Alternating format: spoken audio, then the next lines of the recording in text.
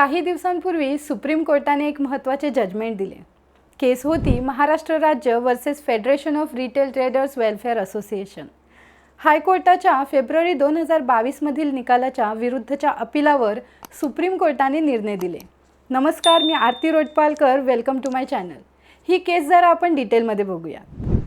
महाराष्ट्र नवनिर्माण सेना आणि मराठी म्हणजे अभेद्य युती।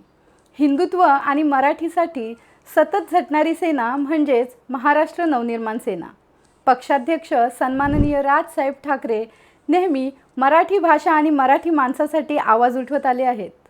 महाराष्ट्र नवनिर्माण सेना स्थापन केल्यानंतर त्यांनी आपल्या पक्षाचे धोरण महाराष्ट्र व मराठी भाषा व हिंदुत्व याभोवतीच प्रामुख्याने केंद्रित ठेवले आहे। त्यांचे एकच उद्देश मराठी भाषा आणि मराठी माणसाचे कल्याण। मराठी माणसासाठी त्यांनी बरीच आंदोलने केली। परप्रांतीय, फेरीवाले, रेल्वे परीक्षा, टोल, मस्जिदींवरील भोंगे अशी बरीचशी आंदोलने केली। मराठी माणसावर अन्याय होत असेल तर मदतीसाठी फक्त मनसेच, मराठी माणसावर अन्याय होत असेल आणि त्यांनी त्याचा व्हिडिओ जरी काढला तर त्याचा पुढचा व्हिडिओ हा मनसे काढतो, तोही दुसऱ्याच दिवशी। महाराष्ट्रभर राज ठाकरेंचे सैनिक त्यांच्या एका इशाऱ्यावर काहीही करायला तयार असतात, जेलमध्ये जाण्याची वेळ आली तरीही। असाच एक आंदोलन झाला होता मराठी पाट्यांबद्दल।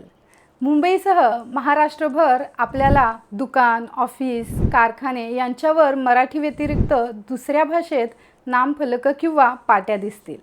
राजसाहेबांचे एकच म्हणणे होते, जर महाराष्ट्रात राहून व्यवसाय करायचा असेल तर मराठी भाषेचा आदर केलाच पाहिजे आणि दुकानावर पाटी ही मराठीमध्येच लागली पाहिजे। काही व्यापाऱ्यांनी पाट्या बदलून मराठीमध्ये लावल्या, परंतु बऱ्याचशा पाट्या अजून तशाच होत्या। मुदत देऊन सुद्धा पाट्या न बदलल्याने मनसेने खळखट्याक पद्धतीने आंदोलने केली। आंदोलनानंतर कित्येक कार्यकर्त्यांना जेलमध्ये टाकले गेले। मुंबईतल्या काही गुजराती व्यापाऱ्यांचं म्हणणं होतं की त्यांनी मराठी का बोलावी, मराठी पाट्या का लावाव्या। त्यांच्या मते मुंबई हे बहुभाषिक शहर आहे, त्यासाठी त्यांनी तेव्हा एक प्रेस कॉन्फरन्स बोलावली, ज्यामध्ये 700 गुजराती लोक उपस्थित होते। त्यांची ही प्रेस कॉन्फरन्स अमेय खोपकर, संदीप देशपांडे, अविनाश जाधव, शशांक नागवेकर, गिरीश धानोरकर अशा फक्त 5 मनसे कार्यकर्त्यांनी उधळून लावली होती। त्यानंतर 5ही जण जेलमध्ये सुद्धा गेले। मराठी ही महाराष्ट्राची राजभाषा आहे व सर्व संस्था, दुकाने, आस्थापनांना मराठी भाषेत पाट्या लावणे व व्यवहार करणे हे दुकाने व संस्था अधिनियम 1948 कलम 62 नियम 20 अन्वये बंधनकारक आहे। महाराष्ट्र शासनाने वर्ष 2022 मध्ये दुकानांवर मराठी पाटी लावणे अनिवार्य केले होते। या निर्णयाच्या विरोधात व्यापारी संघटनांनी मुंबई उच्च न्यायालयात धाव घेतली होती। उच्च न्यायालयाने शासनाच्या बाजूने न्याय दिल्यावर federation of retail traders welfare असोसिएशनने सर्वोच्च न्यायालयात आव्हान दिले। या याचिकेवर निर्णय देताना सर्वोच्च न्यायालयाने कर्नाटकप्रमाणे महाराष्ट्र सरकारनेही स्थानिक भाषेला प्राधान्य देण्याचा निर्णय घेतला असेल तर तिथे व्यवसाय करताना तुम्हाला तो मान्य करायला काय हरकत आहे। शेवटी तुमचे ग्राहक स्थानिक रहिवासीच असणार आहेत। आम्ही पुन्हा तुम्हाला मुंबई उच्च न्यायालयात पाठवले तर तुम्हाला मोठा आर्थिक दंडही सहन करावा लागेल, असे म्हटले।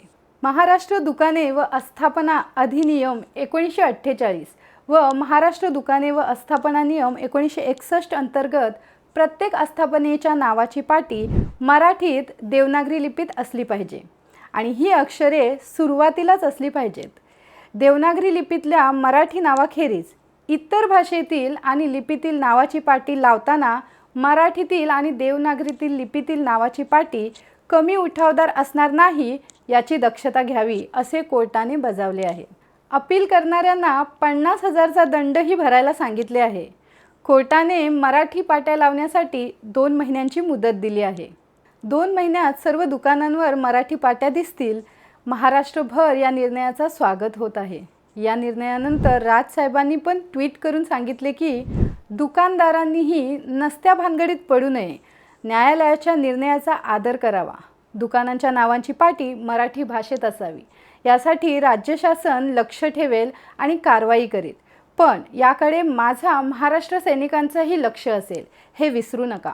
या महिन्याभरात आपल्या पाट्या आपला व्यवहार मराठीत न दिसल्यास महाराष्ट्र राज्यातल्या जनतेकडून आपणास खास मराठी पद्धतीने मराठी शिकवण्याची व्यवस्था महाराष्ट्र नवनिर्माण सेना करेल.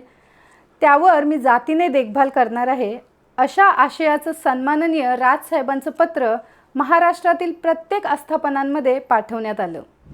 मुंबईला कॉस्मोपॉलिटन सिटी म्हणजेच बहुभाषिक शहर म्हणणाऱ्यांना सुप्रीम कोर्टाने चांगलीच चपराक लगावली आहे. सुप्रीम कोर्टाच्या निर्णयानंतर हे सिद्ध होते की मुंबई ही फक्त मराठी आणि मराठी माणसाचीच. अजून एक प्रकरण मला शेअर करावंसा वाटतो. काही दिवसांपूर्वी तृप्ती देवरुखकर या महिलेचा एक व्हिडिओ व्हायरल झाला होता. एका सोसायटीमध्ये ऑफिससाठी जागा देण्यास मालकाने नकार दिला होता आणि नकार देण्याचं कारण काय तर मराठी माणसाला सोसायटीमध्ये जागा देऊ नये असा सोसायटीचा नियम आहे. व्हिडिओ व्हायरल झाला. मनसेचे कार्यकर्ते पोहोचले, मालकाने माफी मागितली, संपलं. ह्यापुढे काय दुसरा कुठला तरी व्हिडिओ येईल, मनसे पोहोचेल, एक दोन कानाखाली वाजवतील, प्रकरण मिटेल, बस हे असंच चालू राहील. हे कायमचं बंद होण्यासाठी कायदे बनले पाहिजेत आणि कायदे बनवते ते सरकार. सरकारने ठोस कायदे बनवले पाहिजे. सरकारने मराठी भाषेसाठी काही नियम बनवले त्याचे मी स्वागत करते आहे. जसे सर्व बोर्डच्या शाळांमध्ये मराठी हा विषय अनिवार्य केला आहे. परप्रांतीयांची मुजोरी बघता अजून काही कायदे बनवणे गरजेचे आहे. मुंबईसह पूर्ण महाराष्ट्रभर आपल्याला बघायला मिळेल की काही सोसायटी फक्त गुजराती सोसायटी, जैन सोसायटी, मुस्लिम सोसायटी वगैरे आहेत. तर या सोसायटीमध्ये बाकी लोकांना फ्लॅट किंवा ऑफिस देण्यास नकार देतात. जेव्हा परप्रांतीय विरुद्ध आंदोलने झाली तेव्हा बोलू लागले की संविधानामध्ये सगळ्या नागरिकांना कुठेही राहण्याचे व व्यवसाय करण्याचे अधिकार दिले आहेत. मग जेव्हा मराठी माणसाला एका सोसायटीमध्ये फ्लॅट किंवा ऑफिस देण्यास नकार दिला जातो तेव्हा कुठे जातात संविधानाचे अधिकार? मराठी माणसाला पण संविधानाने अधिकार दिलेच आहेत. हे फक्त महाराष्ट्रातच घडतं. गुजरातमध्ये गुजराती, कर्नाटकमध्ये कन्नड, UP बिहारमध्ये तिथल्या लोकांना असा नकार देऊन बघा काय होते ते. 2016मध्ये संदीप देशपांडे ह्यांनी बृहन्मुंबई महानगरपालिकेत नगरसेवक असताना सभागृहात महानगरपालिका अधिनियम 1888च्या अंतर्गत एक ठरावाची सूचना मांडली होती. ठराव असा होता की कोणतेही विकासक किंवा बिल्डर अशी विशिष्ट भाषा किंवा धर्माच्या सोसायटी तयार करत असतील तर त्यांना OC देऊ नये किंवा OC दिल्यानंतर असे प्रकार घडत असतील तर OC रद्द करावी. त्या ठरावावर चर्चा देखील झाली व ठराव मंजूर देखील झाला. शिवसेनेने पण ठरावाला पाठिंबा दिला होता. पुढची प्रोसेस अशी असते की ठरावानंतर आयुक्त GR काढतो, पण त्याचा GR अजूनपर्यंत आलेला नाही. तो प्रस्ताव त्यांनी राज्य शासनाकडे मंजुरीसाठी पाठवला. लवकरात लवकर यासंबंधी GR काढला पाहिजे. राज्य शासनाने पण लवकरात लवकर मंजुरी देऊन कायदा बनवला पाहिजे, जेणेकरून असे प्रकार महाराष्ट्रात थांबतील. काही मुजोर मुठभर लोकांना कायद्याचा धाक हा असलाच पाहिजे.